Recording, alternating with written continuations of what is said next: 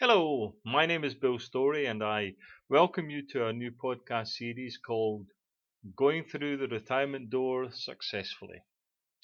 This podcast series is brought to you by olderhood.com, which is a leading online retirement community around the world with over 70,000 followers.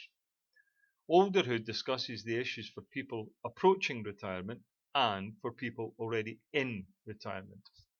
This podcast series is therefore appropriate for both pre-retirees and post-retirees, as we refer to each sector. We run our own blog called Olderhood. We have various Facebook pages, LinkedIn, Pinterest, and so forth. We write our own articles, produce our own videos, podcasts, and television shows. We also provide retirement coaching services and retirement readiness assessments. The purpose of this retirement series is to focus on the variety of concerns and observations about life in the retirement years, over and above financial planning issues. In fact, we don't offer any financial advice at all, but concentrate on the emotional well-being of our members when impacted by such things as financial constraints, health matters, family issues, filling the day, still being useful in society, longevity, mortality, etc. We have a wide range of interests. I hope you'll find our style of podcast much more relaxed and casual than others. We're not newsreaders, but prefer to chat with our members in a more normal and comfortable fashion. Okay, enough said. Let's get started today. This is Series 1, Episode 1, Overview of Challenges in Retirement. We're often asked to give our thoughts on how people in retirement seem to be coping with their golden years. We rely on the comments from our members and various surveys that we run, and also face-to-face sessions on video or in the TV studio.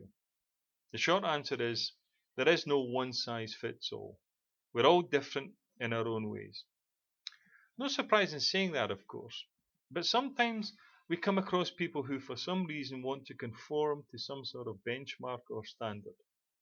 It's easy to tell people just to live their own lives, but the fact is that we tend to be pack animals in retirement to some extent. You may disagree, certainly, and if you do, well done.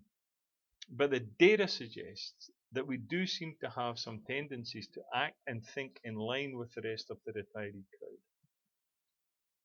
I'm sure you've often heard the soon to be retiree say something like, "When I retire, I'm going to do my own thing and do as I please." Yeah, right. We found that the people who say that kind of stuff the loudest are the ones who are least likely to actually change. They seem to talk the talk, but forget to walk the line. Not sure why that is, but it does seem to be true.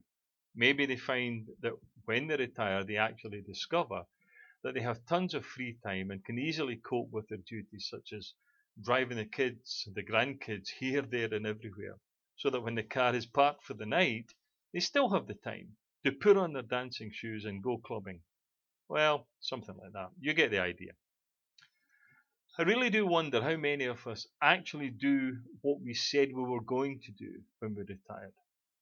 Circumstances change, priorities get mixed up, throw in a little bit of, can't be bothered, and before long, we're back in that rut again. Retirement isn't what I thought it would be. I also think that when we're in company, especially with colleagues from our pre-retirement workplace, that when asked, "So, how's retirement working out for you?" we say, "Oh, fabulous, fabulous. Wish I'd done it years ago."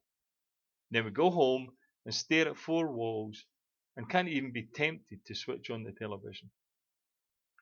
There's no harm in realizing or even admitting that this retirement gig is fine as far as it goes, but that the predictions or expectations that it would be like living in paradise are much less attractive now than had been imagined.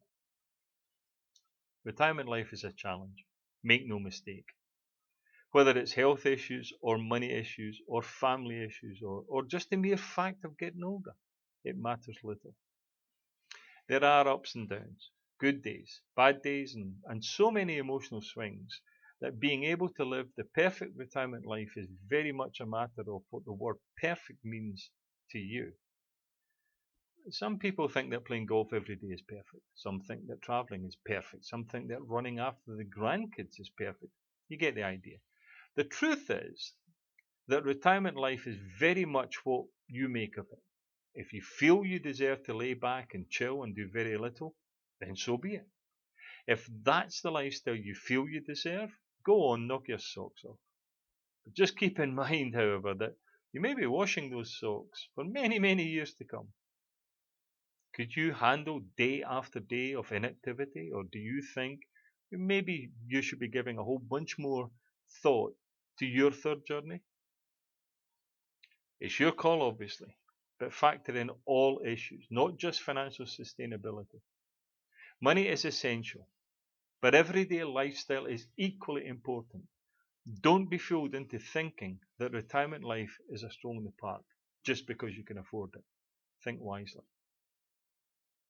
Now that I am in retirement myself, I really do wish I had had people telling me what retirement would be like. People who were in retirement themselves and had experienced the ups and downs. People who could have talked about the emotional roller coaster. One of the big changes, of course, is that by being in retirement, you don't live in paycheck paradise any longer. Regardless of how well you have planned and saved, I can assure you that when that paycheck doesn't come in, you feel the loss. Also, when you wake up in the morning, usually quite early, and you feel that sense of, so what am I going to do today? You begin to realize that retirement life can be a lot trickier than you had anticipated. It may not be worse than expected. It may not be better than expected. But it will most definitely be different than expected. So whether you see those changes in lifestyle as being challenges or not is to some extent irrelevant. Every one of us retirees, we handle our retirement in our own way. Sure, we all have basic similarities. But when we lay the head on the pillow at night, we're not thinking about how our friends are handling their retirement. In fact, we may not even be thinking about how our spouse is handling it either. Okay, here's the takeaway. Retirement is a deeply personal event in your life. Okay, that's it for this episode. Next time we'll begin to focus on specific issues and features of retirement life, and with any luck we might just be able to help you get through that door successfully. I'm Bill Story, now signing off. Take care.